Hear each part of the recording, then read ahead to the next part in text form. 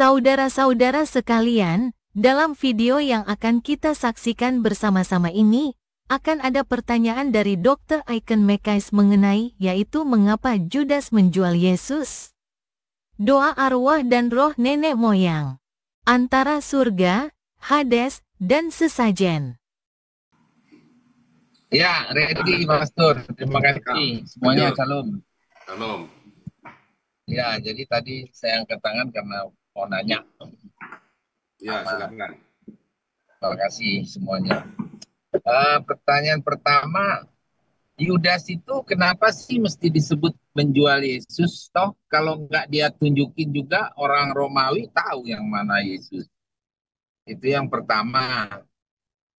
Yang kedua ya mengenai hubungan sama Hades ini, kemarin Pastor sempat bilang bahwa roh nenek moyang kita itu yang masuk ke Firdaus itu tetap mendoakan kita. Ya, mungkin saya setuju dengan itu ya. Namun pelaksanaannya itu banyak kita disuruh kalau datang ke kuburannya disuruh kasih sesajen lah supaya kita bisa minta dia atau kita berdoa supaya dia memberkati kita. Nah, di situ yang salah mungkin ya kalau menurut saya. Gimana menurut Pastor? Jadi tidak perlu pakai sesajen, bawain roti, rokok, sama roh nenek moyang itu gitu loh. Itu aja, terima kasih Pastor. Oke, bagus sekali pertanyaannya ya. Mengapa orang Romawi harus minta tolong sama Yudas? Ya, mengapa orang Romawi harus nggak tahu tuh, si orang Romawi nggak tahu, Yesus tahu ya. Mengapa harus minta tolong Yudas? Karena anggapannya itu kan Yesus sembunyi kan. Makanya kan Yesus bilang, aku tiap hari itu ada di bait suci, ada di tengah masyarakat. Kenapa kamu nggak ambil aku di situ? Kenapa ambil aku malam-malam seperti pencuri? Ya kan? Karena orang Romawi bukan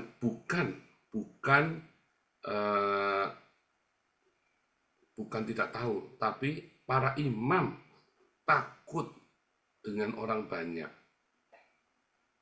Kalau Yesus lagi bikin mujizat, lalu ditangkap kan semua pada ketakutan kan, pada berontak kan, masyarakatnya kan, gimana nih orang lagi bikin mujizat ditangkap? Pasti akan terjadi pemberontakan, ya. Akan terjadi pemberontakan saat itu. Kenapa? Ya karena di siang hari bolong orang lagi kondisi dalam keadaan sadar. Tetapi sengaja malam-malam. Nah, malam-malamnya kapan masalahnya dan di mana? Bisa, nah makanya mereka perlu Yudas. Yudas bilang, oke, nanti malam-malam. Oh, tapi nanti orang-orang ini kabur. Gitu kan. Ya udah nanti aku yang datang, sama aku datang kan, maka tidak akan kabur kan. Dan dikasih tahu di mana posisinya Tuhan Yesus, ya Yudas yang tahu malam itu. Yang jelas tidak mungkin ditangkap siang hari, geger, dan itu takut ya bisa terjadi karena orang banyak itu menganggap Yesus adalah Mesias, ya akan menjadikan Yesus sebagai raja. Nah, itu kan dilemanya di situ. Dan ingat, mereka itu orang-orang Saduki ya, yang tidak percaya kebangkitan orang mati. Dan mereka orang Saduki yang sangat kejam. Dikatakan oleh Josephus Flavius dalam The Last Antiquity of the Jew itu, bahwa orang-orang Saduki adalah orang-orang yang tidak punya hati, tidak punya perasaan. Itu yang terjadi. Nah, makanya kemudian ditangkapnya malam-malam. Ya, dan dalam hari itu orang-orang itu disebar berita bohong bahwa Yesus adalah penyihir, Yesus adalah Mesias palsu, Yesus itu makar, Yesus itu ini, Yesus itu, dan ditakut-takuti semua orang. Ya kan? Ketika Yesus yang benar-benar ditangkap dan seakan-akan tidak berdaya, malah murid-muridnya lari. Semua orang ditambah takut. Begitu ceritanya yang pertama itu ya. Dan yang kedua, Ya.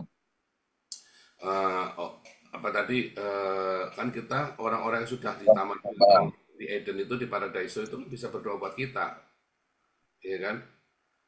Orang tua kita yang sudah selamat, yang sudah masuk surga, asal dia masuk surga, mereka bersyafaat untuk kita, ya. Mereka bersyafaat buat kita semuanya. Terus masalahnya apa tadi Pak? Ya orang-orang kan sering minta doanya di kuburan harus bawa sesajen dulu untuk roh nenek moyang itu. Iya, itu kan tradisi kepercayaan untuk menyenangkan hati orang tua kita kan. Padahal nggak perlu ya mestinya ya. Nggak perlu. Sebetulnya sesajen yang diperlukan, bagaimana cara mengenang orang yang sudah meninggal. Ya, satu, memang kita mengingati harinya, ya kan? Bisa, tetapi buat apa? Cuma mengingat harinya saja. Ya kita, bagaimana cara mengenang orang yang meninggal itu, ya kita melakukan, mengamalkan pengajarannya yang baik. Orang tua kita nyuruh kita untuk rukun, ya rukun itu cara kita ingat orang tua kita. Bukan dengan sesajen, percuma sesajen itu nggak ada gunanya. Itu ya. Tujuh. Sesajen itu nggak ada gunanya. Harus meninggal, tetapi sesajen itu kan digunakan sedekah itu buat orang-orang miskin.